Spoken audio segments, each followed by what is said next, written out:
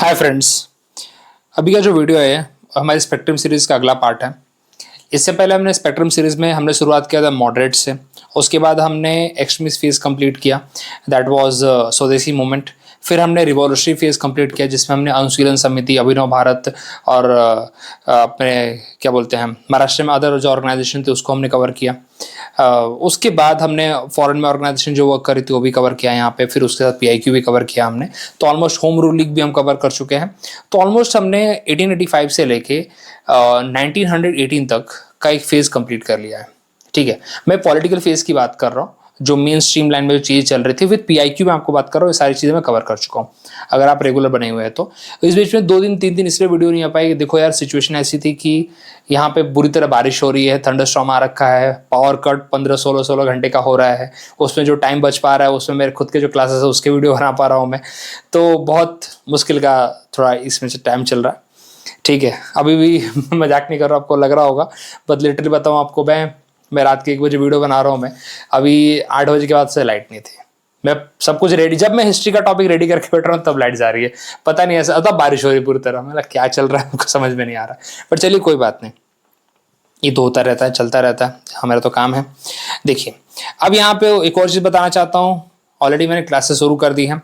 अगर आप इंटरेस्टेड हैं तो प्लीज़ आप ज्वाइन कर सकते हैं। आपको वीडियोस रिकॉर्डेड मिल जाएंगे। साथ ही साथ आपको किसी भी टाइम आप कांटेक्ट कर सकते हैं, मुझे अवेलेबल हमेशा मिलूंगा आपको मैं।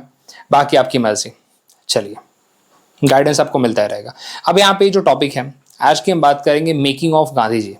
देखो, मेकिंग ऑफ गांधी जी की बात करो तो यहाँ पे जो भी उनका अफ्रीका का जो पॉइंट ऑफ व्यू था, अफ्रीका में जब थे, तो उसको हम पूरी तरह समझेंगे। यहाँ पे अराइवल ऑफ इंडिया वाला जो पार्ट है वो हम कल करेंगे, कल मतलब अगले वीडियो में करेंगे यहाँ पे।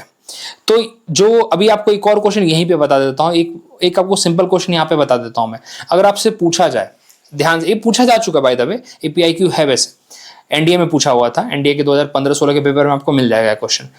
एक क्वेश्चन वापस से ऐसा ही आता है कि सत्याग्रह की प्रैक्टिस गांधी जी ने पहली बार इंडिया में की, तो सॉरी, गांधी जी ने पहली बार इंडिया में नहीं की। ये तो आपको 10th क्लास की बुक में भी मिलेगा।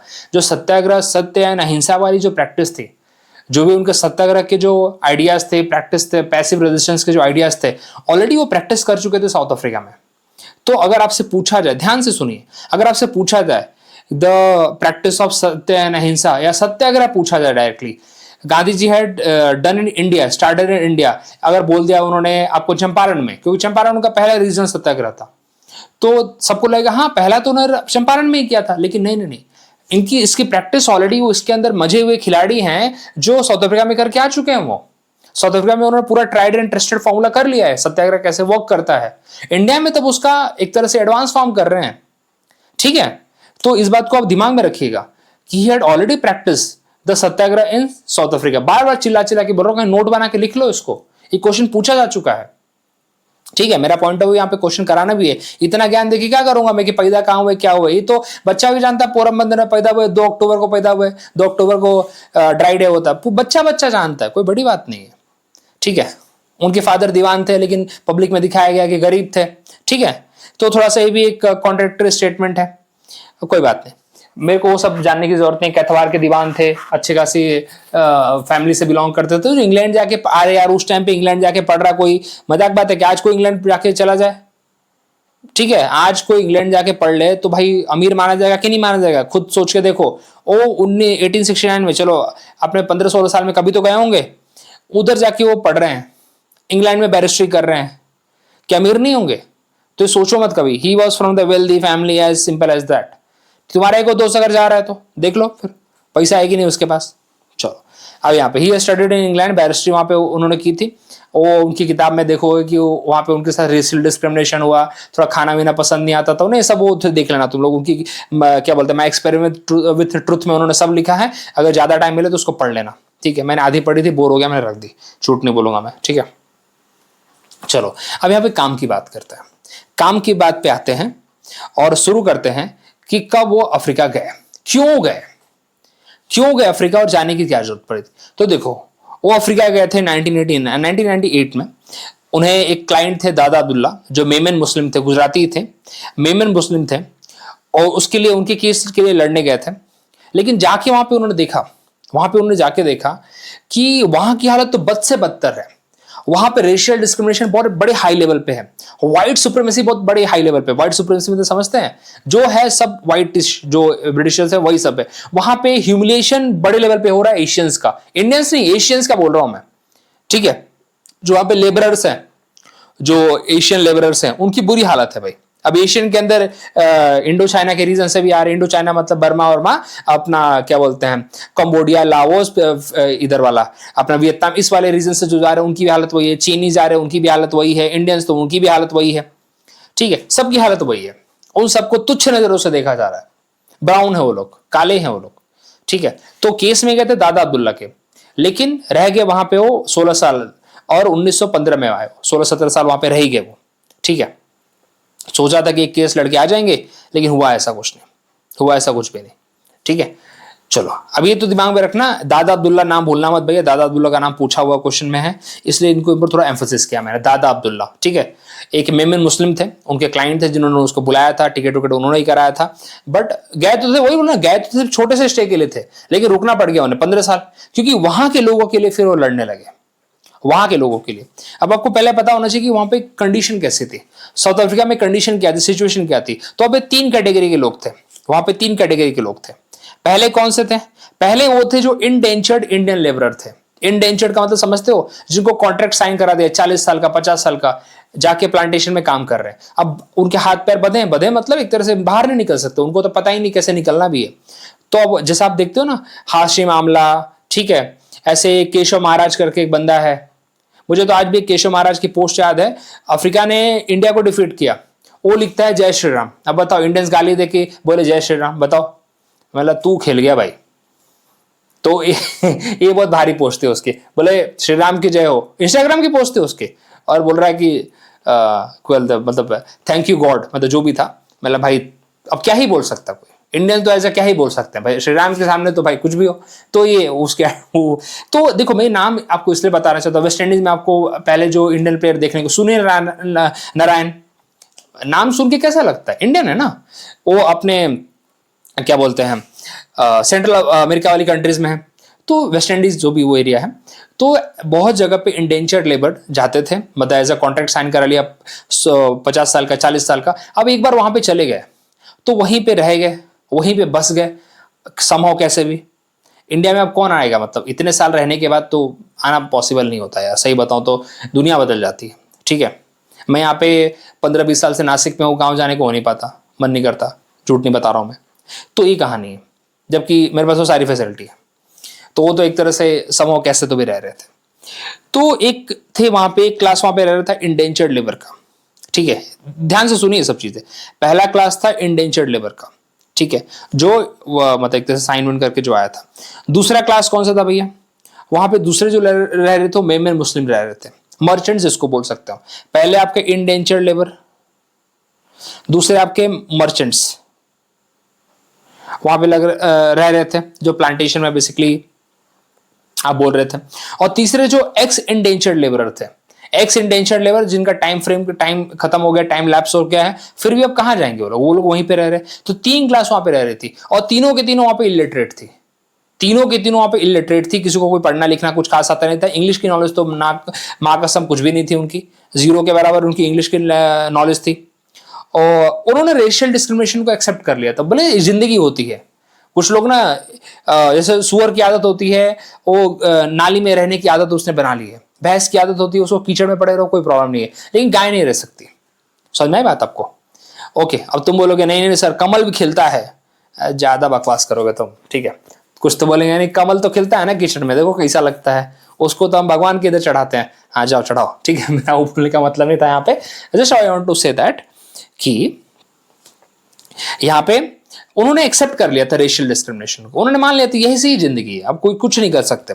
लेकिन जब गांधी जी आए तो उनको लगा यार अब ऐसी सिचुएशन में तो मैं नहीं रह सकता भाई। उन्होंने तो भाई इंग्लैंड में देखा यार, इक्वालिटी पता नहीं बड़ी बड़ी चीजें देखी है ना, ब्रिटिशर तो उसी को प्रीच करते हैं, यहाँ पे तो कहानी कुछ अलग है। उनके साथ ऐसी हालत थी, इतना रेशियल डिस्क्रिमिनेशन था, इस लेवल पे था कि वो फुटपाथ पे चल नहीं सकते थे, they can't walk on the public footpath, ठीक है। 9 बजे रात के बाद से वो लोग दिख नहीं सकते थे बाहर, उनके लिए सेपरेट कॉलोनीज बनाई गई थी। उसी कॉलोनी जैसे आज के टाइम पे स्लम होता है ना, वैसे उनकी कॉलोनी बनी हुई थी, वो लोग उसी में रहेंगे। ये हालत थी उनकी। एशियन जो रह रहे थे, तीनों क्लास आपको बताया मैंने, इंडेंचर्ड लेबर, मर्चेंट्स और अपने एक्स इंडेंचर्ड लेबर, ये लोग ऐसी कंडीशन थी उनकी। ठीक है, राइट टू वोट तो भूल ही जाओ। तुमको सोच के लगता है राइट टू वोट होगा? सोच के देखो तो, राइट टू वोट तो वैसे भूल ही जाओ, दूर दूर की बहुत दूर है वो। ठीक है, तो गांधी जी ने भी पहले ट्राई किया। अब जरा सुन लो, ध्यान से सुन लो। गांधी जी जब 1998 नहीं है भाई, 1894 है। ठीक, माफ करो भाई, 1894 है। ठीक है, ओके। देखो, गांधी जी ने भी शुरुआत में क्या किया, सबका एक, जो भी लीडर बनता है ना, सबका एक मॉडरेट फेज होता है। हर एक पर्सन का एक मॉडरेट फेज होता है। पहले पूरी बात सुन लो, अब पूरा नोट्स में तो मिल ही जाएगा ना। एक मॉडरेट फेज होता है जिस फेज में वो रिक्वेस्ट करता है, ध्यान से सुनना, पिटीशन डालता है, ठीक है, अर्जी डालता है, बोलता है भैया सुन लो, ओके, हम आपके सब्जेक्ट हैं, ठीक है, हम आपके लिए काम करते हैं, भैया हमारी बात सुन लो, स्लेवरी मत करो, ओके। गांधी जी ने वहां पे एक पेपर भी चलाया था जिसका नाम था इंडियन ओपिनियन। ये बहुत क्वेश्चन पूछा हुआ है, इंडियन ओपिनियन। ये भी क्वेश्चन पूछते हैं कि इंडियन ओपिनियन गांधी जी ने कहां से चालू किया था, तो इंडियन ओपिनियन गांधी जी ने अफ्रीका में चालू किया था, साउथ अफ्रीका में चालू किया था इंडियन ओपिनियन। तो गांधी जी का भी अपना एक फेज था।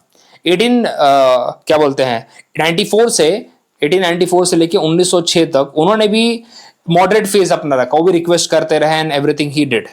लेकिन उनको समझ में आ गया कि ब्रिटिश जो इंग्लैंड में बैठा है वही अफ्रीका में एक ही है। ब्रिटेन में जो ब्रिटिश बैठा है ना, वो हमारे लिए कुछ सुनने वाला नहीं है, क्योंकि वो भी वही है जो अफ्रीका में आके बैठा है, तो कुछ अंतर ही नहीं है। इंडिया वाला भी वही है, इनका काम ही टॉर्चर करना है, दिखाने के लिए इनका ब्रिटिश में अलग मुंह है, अफ्रीका में अलग मुंह दिखाते हैं, और इंडिया में अलग मुंह दिखा रहे लोग, लेकिन सब एक ही जैसे हैं। तो उनको समझ में आ गई थी बात। Then he started the passive resistance. Passive resistance को इनाम दिया है सत्याग्रह, ठीक है, जो कि 1906 से लेके 1914 तक वो चलाएंगे अभी। ठीक है, इसी पे आपको सिविल डिसोबीडियंस भी देखने को मिलेगा, इसी में वो हड़ताल पे भी जाएंगे, ये सब चीजें वो करेंगे। अब हम इसके अंदर देखेंगे कि क्या क्या चीजें, किस किन चीजों के अगेंस्ट वो जाएंगे। पहले अब थोड़ा पढ़ लो तुम लोग। देखो, इंडेंचर्ड लेबर बताया आपको मैंने, ये पूरा पीडीएफ दे दूंगा आराम से, मेरे टेलीग्राम चैनल पे आपको मिल जाएगा, आप वहां से देख सकते हैं। मेमन मुस्लिम्स जो आपको बताया, मर्चेंट जो थे, और उसके बाद एक्स इंडेंचर्ड लेबर, 3 क्लास वहां पे रह रही थी। क्या थे भाई, उनको क्या डिस्क्रिमिनेशन, वोटिंग राइट तो छोड़ ही दो, अलग से वो लोग रहते थे, कंजेस्टेड एरिया था उनका, 9 बजे के बाद घूम नहीं सकते थे, ये सारी कंडीशन उनके थे। तो ऑलरेडी आप पढ़ सकते हैं, आपको बता भी दिया मैंने। उसके बाद उनका मॉडरेट फेज भी बता दिया आपको मैंने। अब बात करते हैं जो इंडियन ओपिनियन आपको हाईलाइट करके यहाँ पे रखा है मैंने, ठीक है। He founded the Natal Indian Congress as well, ये भी आपको दिमाग में रखना है, वैसे उतना इंपॉर्टेंट नहीं है, लेकिन चलिए। ही started the Natal Indian Congress. Purpose वही था कि वो चाहते थे कि यहाँ पे जितने भी इंडियन से, एशियन से, उनको यूनाइट किया जा सके, उनके लिए काम किया जा सके, बिकॉज सिंगल हैंडेडली पर्सन नहीं काम कर सकता ना, a person need to have organisation, तब वो काम कर सकता है। एक इतनी बड़ी तुम मतलब क्या पॉलिटिकल ऑर्गेनाइजेशन के अगेंस्ट भिड़ना चाहते हो, तो you should be in organisation, you can't stand alone. मैं क्या बोलते हैं, लोन वॉरियर बन के फाइट करूंगा, नहीं, ऐसे नहीं होता। जब एक ऑर्गेनाइजेशन के अगेंस्ट फाइट करता है तो you have to be in organisation, you have to be in unity, तब लड़ सकते हो, अदरवाइज सिंगल हैंडेडली नहीं ले। तो उसके लिए उन्होंने नटाल इंडियन कांग्रेस बनाया। पर्पस वही था, to fight against the racial discrimination that the people of the Asian community जो थी वो फेस कर रही थी, स्पेशली इंडियंस जो थे वो फेस कर रहे थे। ठीक है, उन्होंने समाचार पत्र जो चालू किया था उसका नाम था Indian opinion, please remember that. ठीक है, और उसी में वो अपने ओपिनियन भी देते थे। ऐसे भी लर्न कर लो ना, गांधी जी अपना ओपिनियन कौन से पेपर में देते थे, इंडियन ओपिनियन में। कहां से चालू किया था, अफ्रीका में चालू किया था। ऐसे पढ़ लो यार, थोड़ा सा बना लो अपने तरीके। ठीक है, चलिए। अब उनका पैसिव रेजिस्टेंस वाला फेज या सत्याग्रह वाला फेज अब चालू होता है, जो चालू होता है 1906 में। शुरुआत, पहली शुरुआत देखो, एक रजिस्ट्रेशन सर्टिफिकेट बनाना था। ध्यान से सुनो ये सब चीजें। एक जो साउथ अफ्रीका में जो इंडियंस रहते थे, जो एशियन रहते थे, उनके लिए एक रजिस्ट्रेशन सर्टिफिकेट बनाना था, जो गले में लटका के वो लोग घूमेंगे, समझ, आईडी कार्ड, एक तरह से आईडी कार्ड होगा उनका वो, कि तुम क्या हो, तुम कौन हो, ठीक है, कहां से आए हो, जो भी तुम्हारा डिटेल रहेगा। देखो, registration certificate, it is made compulsory for Indians to carry the registration certificate with fingerprints. मतलब पूरी डिटेल्स उसके अंदर तुम्हारी रहेगी। अब मुझे बताओ, मेरे को अगर कोई ऐसा लटका के कोई बोले भैया तुम घूमो, मैं पागल हो जाऊंगा। मतलब अगर नहीं लटका के घूमा तो मेरे को उठा के पता नहीं जेल में डाल देंगे, समझ रहे हो तुम। तो यार इस तरह तो पॉसिबल ही नहीं है। फुल ऑन इसके अगेंस्ट गांधी जी ने वो किया, पैसिव रेजिस्टेंस किया। बोला हम इसको मानेंगे ही नहीं, रजिस्टर ही नहीं करेंगे, हम रजिस्टर ही नहीं करेंगे, because it was a discriminatory measure. समझ रहे हो तुम इस बात को। तो गांधी जी ने बोला भाई हम इसको मानने वाले बिल्कुल नहीं है। उन्होंने इसके अगेंस्ट पैसिव रेजिस्टेंस चालू रखा, ठीक है। इसके लिए उन्होंने पैसिव रेजिस्टेंस एसोसिएशन भी बनाया, बाय द वे आपको बता देना चाहता हूं मैं, ठीक है। आपको पूरा रिकैप कराऊंगा, चिंता मत करिए भाई, मेरे साथ पढ़ रहे हो, बिना रिकैप के मैं भेज दो तो लानत है मेरे पे, मेरे पढ़ाने पे फिर, ठीक है। हर चीज का एक आपको फ्लो चार्ट बना के बता दूंगा, ठीक है, चिंता मत करिए। मेरे साथ बने हैं तो आपको गांधी जी का अफ्रीका का सेशन आपको समझ में आ जाएगा, लर्न हो जाएगा, इसके बाद यहां से जाएंगे आप, ठीक है। चलिए, तो पैसिव रेजिस्टेंस एसोसिएशन बनाया, पर्पस क्या, तो उन्होंने बोला भाई कोई इंडियन रजिस्टर नहीं करेगा इसके लिए, कोई रजिस्टर इसके लिए नहीं करेगा। पब्लिक बर्निंग उन्होंने किया, पता है, फेंको उठा के इसको। लेकिन प्रॉब्लम क्या हुई, ब्रिटिशर्स ने क्या बोला, कोई नहीं भाई ये आपके लिए हम कर रहे हैं। ब्रिटिशर्स ने उनको डिसीड किया, धोखा दिया, क्या बोला, ये हम आपके लिए कर रहे हैं, चिंता मत करिए, इसके लिए आपको हम क्या करेंगे, आपको बेनिफिट्स देंगे हम इसके, चिंता मत करिए इससे, ओके। उनको जेल में भी डाला था, तो फिर गांधी जी को उन्होंने निकाला, बात किया, फिर गांधी ने बोला ठीक है, गांधी जी ने साइन किया, गांधी जी तो फर्स्ट बोला ठीक है चलो हम इसके लिए बनवा लेते, कोई प्रॉब्लम नहीं है।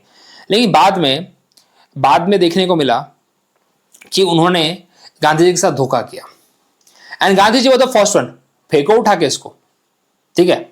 इसकी पब्लिक बर्निंग कराई उन्होंने, सीधा बर्निंग ऑफ द सर्टिफिकेट। पहले तो बन गया, आप क्या करेंगे, लेकिन बन गया तो फिर थोड़ी हमें रखने के लिए थोड़ी है, जब तुम हमें धोखा दे रहे हो तो हम उसको उठा के तुम्हारे सामने जला रहे हैं, इसका कोई हमारे लिए वैल्यू नहीं है, ओके। तो ये चीज है यहां पे। उसके बाद ये तो अभी चल ही रहा है अभी, बाकी और बाकियों को जेल में डाल दिया, ठीक है। तो ये सब चीजें तो अभी चल ही रही हैं। ये पहले चीज थी, पहली चीज क्या थी, रजिस्ट्रेशन। आपको रजिस्ट्रेशन सर्टिफिकेट बनवाना है एक, ठीक है, आपको गले में लटका के घूमना है। तो ये भी पूछा जाता है, आपको बताऊंगा, एक क्रोनोलॉजी भी बताऊंगा आपको, एग्जाम में भी पूछा हुआ है, क्रोनोलॉजी भी पूछी हुई है एग्जाम में, ठीक है, कि गांधी जी के जो साउथ अफ्रीका के जो एक्टिविटीज हैं उसकी क्रोनोलॉजी बताइए, या क्रोनोलॉजी दे रखी है उसको अरेंज करिए, 1 2 3 4 ऐसा भी बताते हैं आपको, ठीक है, वो भी बताऊंगा, चिंता मत करिए। अगला, campaign against the restriction on the Indian migration.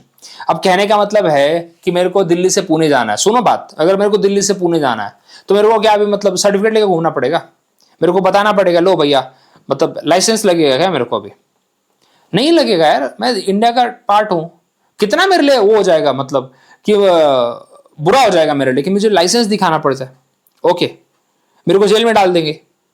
तो कहने का मतलब यहाँ पे क्या, law impose severe restriction on Indian migration between the provinces. मतलब अगर मैं महाराष्ट्र से गुजरात जाऊं तो मेरे को लाइसेंस दिखाऊं मैं, ठीक है, सर्टिफिकेट दिखाऊं मैं। तो ये एक तरीका था, ये क्यों किया था उन्होंने, जिससे कि इंडियंस का माइग्रेशन रोका जा सके विद इन द प्रोविंसेस, ठीक है, जो जिस प्रोविंस में उसी प्रोविंस में मरे, एक तरह से मास मोबिलाइजेशन रोक रहे थे लोग इंडियंस का। तो उसके लिए इन्होंने स्टार्ट किया था, they have restricted the Indian migration, okay. तो इसके लिए भी इन्होंने, अभी सब चीज चल ही रही है, पहला वाला भी अभी तक चल रहा है, दूसरा वाला भी चल रहा है अभी तक, ठीक है। तीसरा एक और चीज उन्होंने ऐड कर दिया, उन्होंने मालूम में क्या बोला यहाँ पे, और तो ऑफ कोर्स ही बात, अभी गांधी जी थे तो उन्होंने बोला कि भाई हम तो इस कोई भी लॉ को नहीं मानेंगे, हम प्रोविंशियल बॉर्डर्स को क्रॉस करेंगे विदाउट लाइसेंस, हम करेंगे, उन्होंने किया भी, ठीक है, उनकी वाइफ ने भी किया, बाय द वे बाद में अरेस्ट भी हुए, दुनिया भर की चीजें हुई, सब चल रहा था। सबसे बड़ा problem poll tax. Poll tax किसके लिए लागू किया उन्होंने, पोल टैक्स अब 3 pound on the x indentured Indians, जो ऑलरेडी वहां पे जिनका टाइम खत्म हो गया था ना, जो वहां पे रह रहे थे, अभी उनका टर्म एंड कंडीशन खत्म हो गया, then to their staying in South Africa, तो उनके ऊपर उन्होंने बोला कि भाई तुम्हें 3 पाउंड टैक्स देना हमें। और वो बेचारे महीने का इतना कम कमा रहे हैं, वो कैसे दे पाएंगे, 10 सीलिंग कमा रहे हैं, वो कैसे दे पाएंगे, इस तरह का टैक्स वो नहीं पे कर सकता। अगेन अनफेयर है वो, ये तो भी ठीक था, चलो अनफेयर तो यार क्या ही बोले, गवर्नमेंट तो अनफेयर थी। सबसे बेकार तो यहां पे आया मैरिज का इशू।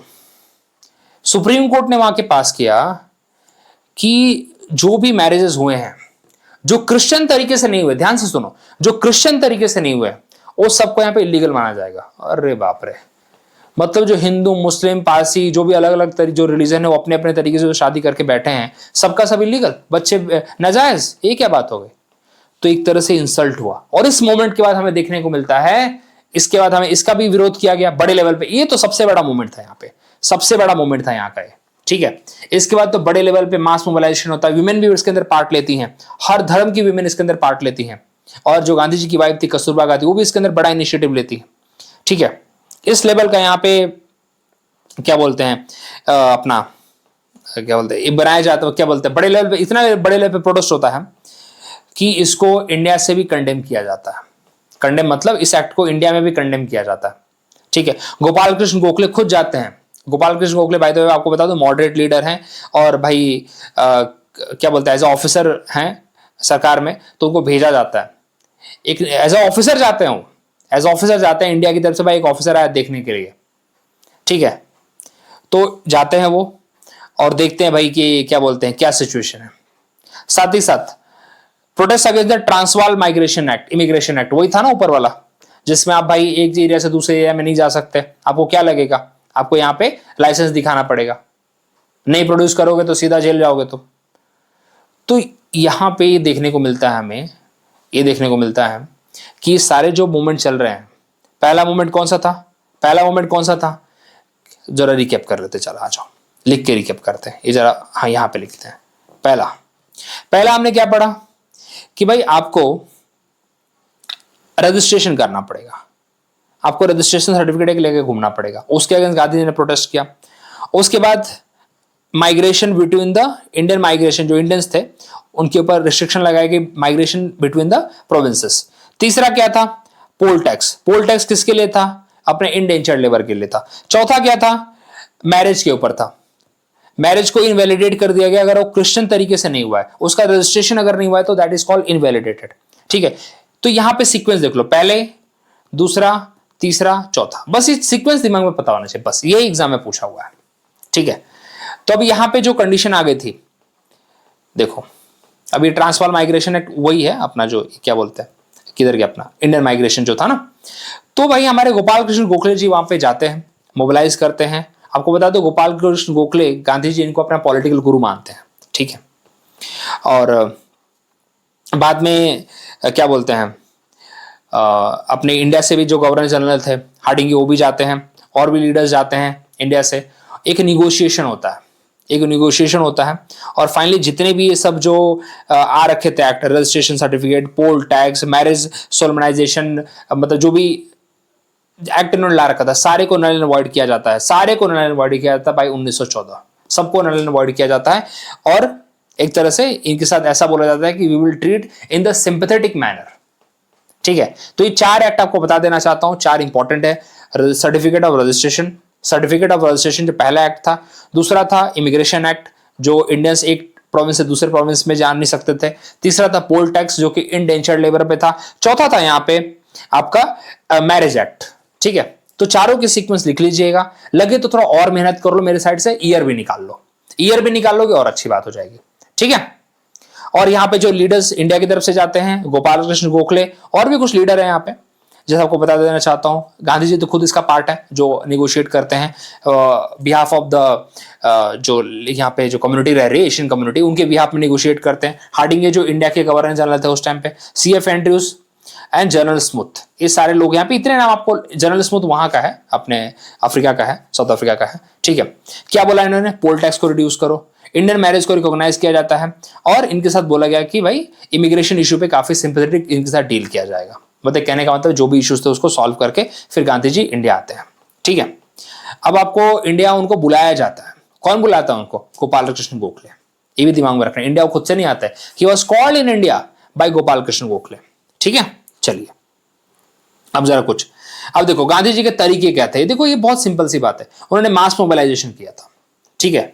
कॉमन उनको समझ में आ गए थे कि यार लोगों, देखो यार लोगों को परेशानी हो रही है तो डेफिनेटली लोग जुड़ने चाहिए, लोग नहीं जुड़ेंगे तो फिर मतलब नहीं है, ठीक है। उन्होंने सबको यहां पे जोड़ा, हिंदू, मुस्लिम, पारसी, अदर जो भी एशियन थे सबको जोड़ा उन्होंने वहां पे, ठीक है। तो ये सारी चीज दिमाग में रखी उन्होंने, ओके। अब उनका टेक्निक क्या था, ट्रुथ नॉन वायलेंस, ये उनका तरीका था। उन्होंने भाई ट्रुथ द अदर चीक, मतलब कहने का मतलब ये है कि आपको नॉन वायलेंट तरीके होना चाहिए। अगर आपको कोई एक गाल कर रहा था दूसरा गाल आगे कर दो, यही तरीके उनके, ओके। अब देखो ये बहुत इंपॉर्टेंट है, एक सत्याग्रही को कैसा होना चाहिए, इनजस्टिस के सामने सबमिट नहीं करना है, वायलेंस नहीं अडॉप्ट करना है। उनका मानना था कि नॉन वायलेंट तरीके से हम करेंगे, ये उनका हमेशा से तरीका चल रहा था और यही उन्होंने आगे बढ़ाया भी, इंडिया में भी वही बढ़ाया, यही तरीका दिमाग में रखना। और क्या, non cooperation, boycott, non payment of taxes, ठीक है। जो कर रहे हैं उसको सीधा तुम बोले डिनाई करो, हम नहीं करेंगे, ठीक है, लेकिन वायलेंस पे मत आओ, यही तरीके उन्होंने वहां पे भी चलाए। कौन से 4 चीजें थी, सर्टिफिकेट ऑफ रजिस्ट्रेशन जो पहला वाला एक्ट था, दूसरा वाला Indian migration from one province to other province, तीसरा पोल टैक्स था, चौथा था आपका मैरिज सर्टिफिकेट या मैरिज जो भी उन्होंने बोला कि हम सोलमनाइज नहीं करेंगे जो क्रिश्चियन तरीके से नहीं हो रही। तो ये बात आपको चारों चीज बता दी मैंने, ठीक है। अच्छा, एक और चीज इंपॉर्टेंट, ये तो आप पढ़ लेना, पीसफुल प्रोटेस्ट तो पढ़ने वाली बात है, समझ जाओगे। अब यहाँ पे तुम्हें एक चीज क्यों लाया मालूम है, ये चीज ये आपको मैंने थीम एनसीईआरटी का पार्ट थोड़ा ऐड कर दिया है यहाँ पे, ठीक है। मुझे भी एक कुछ नहीं बताना, मुझे कुछ चीजें और बतानी है। Gandhi ji acknowledge political mentor Gopal Krishna Gokhale as his guru, political mentor मानते थे। एक एग्जाम में बहुत पीवाईक्यू है, ठीक है। आपको एक और चीज बताना चाहता हूं, यहाँ पे ध्यान से सुनिए। एक हिस्टोरियन है जिनका नाम है चंद्रन देवासन, क्या नाम है उनका, चंद्रन देवासन, जिन्होंने ये बात बोली है कि South Africa was the making of Mahatma. अभी तक ये क्वेश्चन नहीं पूछा है, लेकिन मैं इस बात की गारंटी देता हूं अगले सालों में इसको पूछ लिया जाएगा। कौन से हिस्टोरियन ने बोला है गांधी जी के बारे में कि द मेकिंग ऑफ महात्मा कहां पे, किस रेफरेंस में रिमार्क दिया है, तो साउथ अफ्रीका के रेफरेंस में रिमार्क दिया। अभी पूछा नहीं है, लेकिन पूछा जाएगा, इसको लिख देता हूं, कहीं भी साइन दे देता हूं अपनी में, आएगा आएगा आएगा, ठीक है। मैं जानता हूं अभी मैं थीम एनसीईआरटी मैंने पढ़ाई नहीं है अभी आप लोगों को, लेकिन थीम एनसीईआरटी आपको लाइन बाय लाइन बता सकता हूं कि ये लाइन से क्वेश्चन है, ये लाइन से क्वेश्चन है। मुझसे ज्यादा थीम एनसीईआरटी पता नहीं किसने पढ़ी होगी कि नहीं पढ़ी होगी, ठीक है। ओके, तो आपको एक कोने कैप्चे से मैं बता सकता हूं यहां से क्वेश्चन आया है। अभी पढ़ा नहीं रहा हूं मैं, पढ़ाऊंगा, उसको भी कवर कर दूंगा, आपके सीडीएस एग्जाम से पहले सब कवर हो जाएगा, चिंता मत करिए। ओके, यहीं पे मिल जाएगा आपको। तो चंद्रन देवासन ने बोला है कि South Africa was the making of Mahatma, इसलिए मैंने थीम भी आज का रखा था मेकिंग ऑफ महात्मा। ओके, दिमाग में रखिए, एक क्वेश्चन आएगा। उसके बाद एक और चीज यहां पे ऐड कर देता हूं, ये आपको बताता हूं, अलग से आपको पढ़ाता हूं मैं। उसके बाद एक और चीज, on the Gokhale's advice Gandhi ji spend year travelling around the British India getting the, देखो ये भी क्वेश्चन पूछा हुआ है कि किसकी एडवाइस पे गांधी जी ने पूरा 1 साल भ्रमण किया था भारत का। उन्होंने पहले तुरंत इनिशिएट नहीं लिया था कि भाई चलो पॉलिटिकल मूवमेंट में पार्ट लेते हैं, जबकि जो इंडिया में आए थे उस टाइम होम रूल लीग चल रहा था इंडिया में, उन्होंने पार्ट नहीं लिया, ठीक है। आपको बता देना चाहता हूं उनका पहला अपीयरेंस कहां था, ये तो 1000 बार क्वेश्चन पूछ लिया है उन्होंने। 2021 में 4 पेपर में उन्होंने एग्जाम पूछा था, 4 पेपर में उन्होंने एग्जाम में पूछा था कि पहला उनका अपीयरेंस कहां था, तो पहला अपीयरेंस बीएचयू के इनॉग्रेशन पे था, 2016 में इनॉग्रेशन हुआ था। यहां पे उनकी स्पीच के ऊपर क्वेश्चन पूछा है सीएपीएफ में, वो भी बताऊंगा मैं आपको। अभी तो ये वाला पार्ट, थीम वाला पार्ट अभी पढ़ा नहीं रहा हूं मैं, इसको अलग से आपको डिस्कस कराऊंगा, लेकिन आ रखा है एग्जाम में क्वेश्चन, चिंता मत करिए, बताऊंगा सब चीज। अच्छा, अभी जरा एक और चीज देख लेते हैं यहाँ पे, ये भी बहुत इंपॉर्टेंट है, टोलेस्टे फॉर्म। टोलेस्टे फॉर्म और फोनिक्स फॉर्म, पहले कौन सा उन्होंने सेटअप किया था, पहले उन्होंने फोनिक्स फॉर्म सेटअप किया था, टोलेस्टे नहीं किया था, पहले उन्होंने फोनिक्स फॉर्म सेटअप किया था। चलो दोनों पढ़ लेते हैं। तो जो पहला फॉर्म था उनका, देखो यहाँ पे, Tolstoy farm was the second of its kind, जो हाईलाइट कर दूंगा आपको मैं, second of its kind established by the Gandhi. उससे पहले उन्होंने फोनिक्स फार्म सेटअप कर रखा था 1904 में नताल में। एक क्वेश्चन पूछा हुआ है कि पहला फार्म उनका कौन सा था, पहला फार्म था फोनिक्स फार्म, जो उन्होंने सेटअप किया था नताल में, ठीक है, जहां पे उन्होंने नताल इंडियन कांग्रेस में बनाया था, ठीक है। किससे, उनकी एक राइटर है जॉन रस्किन, जिनकी किताब है अनटू दिस लास्ट। ये भी क्वेश्चन पूछा हुआ है, अनटू दिस लास्ट किसकी किताब है, जॉन रस्किन की किताब है, जिन्होंने कैपिटलिज्म को क्रिटिक, मतलब कैपिटलिज्म को निंदा की कैपिटलिज्म की, ठीक है। बाद में उन्होंने टोलेस्टे फॉर्म बाद में बनाया था। ये भी क्वेश्चन पूछा है कि टोलेस्टे फॉर्म किसकी मदद से बनाया था, तो फोनिक्स फॉर्म 1904 में बनाया है, टोलेस्टे फॉर्म उन्होंने बनाया था 1910 में विद हर्मन केलेनबेच, जो कि एक गांधीयन के एसोसिएट थे, और उन्होंने किससे इंस्पायर होकर बनाया, टोलेस्टे से बनाया। Tolstoy was one of the Russian thinker writer, उनसे इंस्पायर होकर उन्होंने बनाया। जो भी फार्म उन्होंने बनाया था, जो भी लोग वहां रहते थे, सब लोग वहां पे मैनुअल वर्क करते थे, सब लोग वहां पे मैनुअल वर्क करते थे, सब लोगों को वहां पे वोकेशनल ट्रेनिंग दी जाती थी, सब लोग अपना काम खुद करते थे, लड़का हो या लड़की हो, को एजुकेशन प्रैक्टिस वहां पे होती थी। ये सारी चीज आपको पता होगा, ठीक है। देखो, कुकिंग करना, स्कैवेंजिंग मतलब लैट्रिन वोटिंग साफ करना, ओके, सब कुछ खुद ही किया जाता था। एक तरह से वोकेशनल कोर्स वहां पे दिए जाते थे। गांधी जी के फार्म में सब चीजें हुआ करती थी, जिससे कि आपको इंडिपेंडेंट बन सके। गांधी जी हमेशा इस फिलॉसफी को प्रमोट करते थे। ये तो चीज है यहाँ पे, ठीक है। तो इस चीज को आप दिमाग में रखेंगे, ओके। तो ये था पूरा, आपको बता देता हूं, जो आपको हाईलाइट किया पूरा यहाँ पे पीवाईक्यू है। आपको ऊपर की जो 4 चीजें बताई वो वहां पे पीवाईक्यू है, ठीक है। आपको बता दिया मैरिज वाला, वो भी आपको क्वेश्चन पूछा गया है, ओके। तो ये प्लीज ध्यान रखिए, जो आपको चिल्ला चिल्ला के बता रहा हूं इतना वो पीवाईक्यू है, तभी चिल्ला चिल्ला के बता रहा हूं, मैं पागल नहीं हूं, ओके ना, मेरे को पागल कुत्ते ने काटा है। चलिए, तो दिस इज ऑल अबाउट। अब ये तो आपको दोनों चीज बताई दी मैंने। अगर एग्जाम में पूछा था who is a political Guru of Gandhi ji, Gopal Krishna Gokhale. Gopal Krishna Gokhale ने एक सोसाइटी स्टैब्लिश की थी, सर्वेंट ऑफ इंडिया सोसाइटी, 1905 में। ठीक है, चलिए अब यहाँ पे इतना सा बता दिया आपको मैंने। Gandhian phase in the Africa खत्म होता है। अगला वीडियो जो मेरा आएगा वो गांधीयन फेज के स्टार्टिंग के 3 जो उनके जो ये थे अपना चंपारण, खेड़ा, अहमदाबाद, इनको हम कवर करेंगे अगले वीडियो में। उसके बाद रॉलेट एक्ट रहेगा, फिर नॉन कॉपरेशन आएगा। तो आपको ऐसे वीडियोस अब मिलेंगे विथ, देखो पीआईक्यू में भी यहाँ पे इंक्लूड नहीं कर पा रहा हूँ, लेकिन डेफिनेटली जैसे यहाँ पे मैंने पार्ट ऐड किया है यहाँ पे आपको मैंने, उसी तरह से थीम वाला पार्ट आपको ऐड करता रहूंगा मैं डेफिनेटली, बिकॉज थीम का एक चैप्टर है गांधीयन एरा, वो बहुत इंपॉर्टेंट है, बहुत क्वेश्चन उससे पूछे गए हैं, वो आपको यहाँ पे ऐड करता हुआ मिल जाएगा, तो आपको कवर कर दूंगा, क्योंकि वो पढ़ना ही पढ़ना है आपको। आप कितनी भी 100,000 किताबें पढ़ लो, लेकिन थीम पढ़ना जरूरी है। ठीक है, चलिए आपको मेरे नोट से भी मिल जाएगा बाय द वे, इसका पीडीएफ भी आपको मिल जाएगा। सो बने रहिए मेरे साथ, अच्छा लगता है। और बाकी अगर कोर्स में इंटरेस्टेड होता है एनरोल कर लो, आप बहुत सस्ता है। बाकी आपकी मर्जी, मिलते हैं अगले वीडियो में।